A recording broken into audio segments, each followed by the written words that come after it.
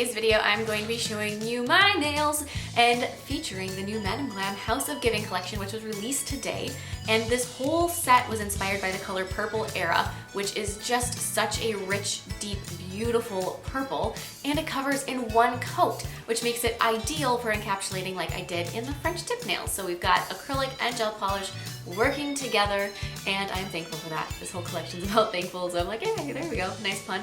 Anyways, I love this design. The coolest thing though is I did some different layering between some cat eye and some chrome, and it makes my ring and thumbnails look alive. They're just so mesmerizing. I can't help but just stare at them. I hope you guys like this design as much as I do, and don't forget to click subscribe to see all my future videos as well. So here's that first nail that I'm going to be showing you how pigmented the Purple Era color is. I'm going to start by creating my nail bed with a cover pink acrylic. I like to just lay the bead down, kind of let it flow down the nail, and then push it back up towards where I want the smile line. And then I'm going to just continue doing that until the acrylic starts to hold its shape. My hands were so cold that my acrylic did not want to set when I was sculpting this, so I had to mess around with it way longer than I normally would. That's just a note. As it's starting to get colder, your acrylic is going to take longer to set either on yourself or on a client.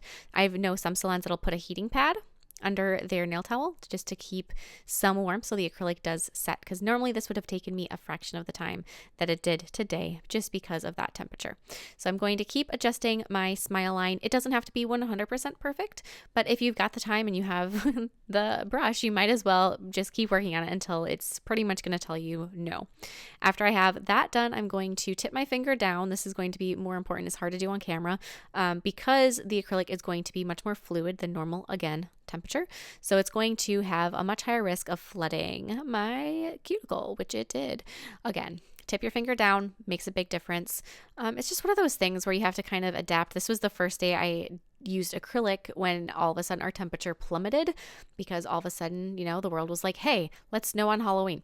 So here we are. So we've got a very cold finger, cold ambient temperature acrylic that's going to misbehave. As long as you catch where it's flooding in the cuticle, that's a good thing. Try to prevent getting it there in the first place. You don't want monomer to touch your skin. Just, you know, do your best. So now I'm going to take a hand file and I'm going to file my smile line. Use a straight edged hand file with absolutely no flexibility and no sponginess. You want one that has a wooden core or a steel core. After that's done, dust off the nail, and then I'm going to use that Purple Era that I've been talking about, and I'm going to paint a thin coat of it within that tip area. So I have a very thin layer of acrylic over my nail from my last set when I went to fill, so I didn't have to apply clear acrylic first. If you didn't, go ahead and apply an overlay of clear acrylic that is super thin underneath the gel polish as a base coat.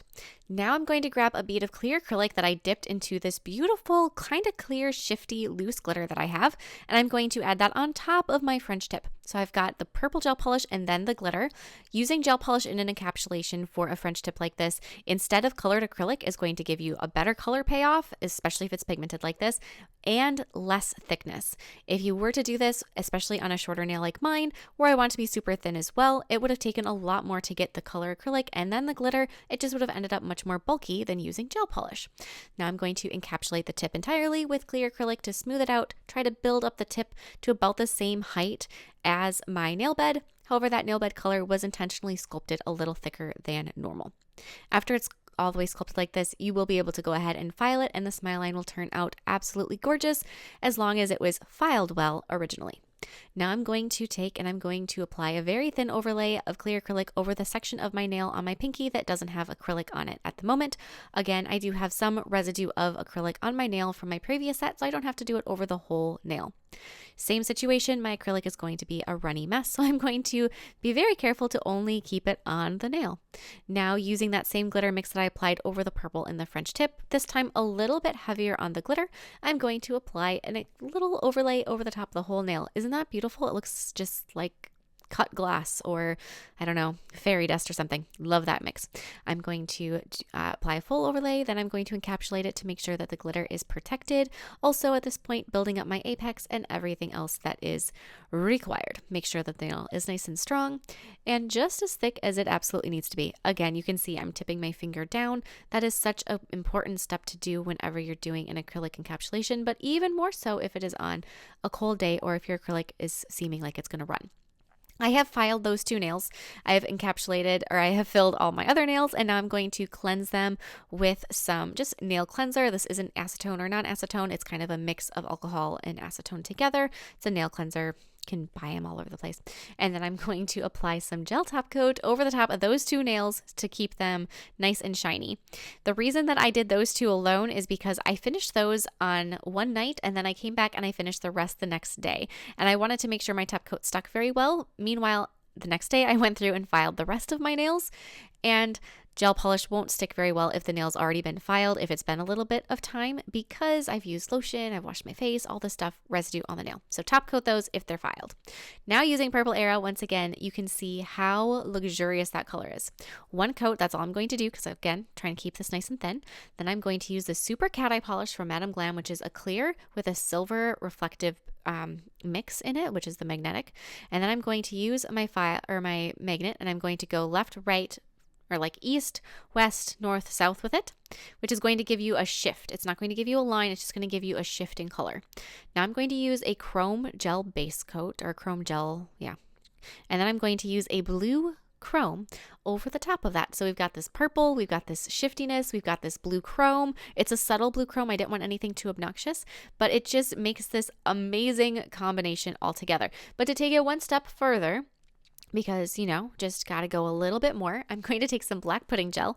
I'm going to layer that up right kind of along the upper curve of my cuticle, going around in a little C curve, kind of like a crescent moon. And then after I have that curve, got that gorgeous curve going, and the black pudding gel is just the exact thing for this, I'm going to take and I'm going to use a little tiny bit of a makeup sponge, and I'm going to tap that out. You don't have to do any kind of a top coat between your chrome and the pudding gel. It'll play together just fine. So just tap that out, and it's going to make this beautiful shadow right along your cuticle. Doing the same process again on my middle finger, which will have the rose, I'm going to start with a black pudding gel going all the way around in a circle around my nail. All my nails had one coat of the Purple Era on them. So after I have completely encircled this nail, instead of just doing right along the cuticle edge, I'm just going to do the full thing, free edge, whole shebang. I'm going to take, and with that same little makeup sponge, I'm going to tap out this black pudding gel into a circle, so we have a centrally located light spot in the nail with dark edging. This is going to make the rose so much more dimensional. Now using art gel or a blooming gel, I'm going to apply a thin coat of that over the nail. I don't ever recommend doing your blooming gel too thick. I know I've seen some people that really apply a very heavy hand of that. It's going to make it flood and run off of the nail. If you want to keep your shape pretty much where it is, don't use too much. Just a thin coat is all you need. Now using the color Eternal Bliss from Madam Glam, which is one from earlier this summer, such a gorgeous color and pairs beautifully with Purple Era, I'm going to add my rose petals. I'm going to do interlocking C shapes going around in a circle across the nail, starting in the center and then working my way outwards, doing this not only over the purple in the middle, but also all the way out to those black edges. The color Eternal Bliss will kind of melt into the background of the nail, giving you this very soft focus, very romantic opening rose effect. As you are working on doing these interlocking rose shapes, the center ones will become softer, the outer ones will become a little more precise. That is good. That's kind of what we want. Now using the color Lovesick from Madam Glam, which is a little bit older of a color, but perfect for this, I'm going to be using that to highlight the very edges of each petal, the edge that is towards the center. So not those farther back edges, just the ones that are towards the center. So you just want to make sure you do just that very front line of each petal. And this color Lovesick is a purple, that like a silvery purple that's got holographic little bits to it, which is, like I said, perfect for highlighting the rose in this combination. It makes it go so well with the glitter and the 2 encapsulated nails, as well as the cat eye shift on the others. I'm going to finish with a no wipe top coat layer across the nails that aren't top coated yet. And that is it.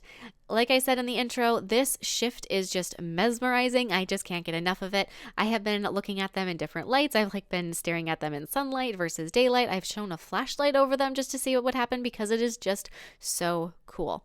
I hope you guys like this as much as I do. And don't forget to check out the rest of that House of Giving collection. I will put the link to it in the description box below, and I will see you all next time. Bye.